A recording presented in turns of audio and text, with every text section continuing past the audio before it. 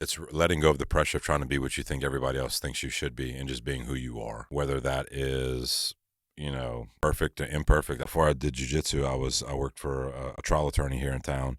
And one thing that resonated with juries more often than not was a client who was imperfect versus trying to put a client out there who did everything right and this awful accident happened to him and they had the perfect life. Because at the end of the day, we all know we're imperfect and we all have shit that we're hiding. And whenever we expose those flaws, that's what makes you relatable. Perfection isn't relatable. Imperfection is relatable. And whenever you're able to kind of drop that facade that you have it all figured out, that's what people gravitate to.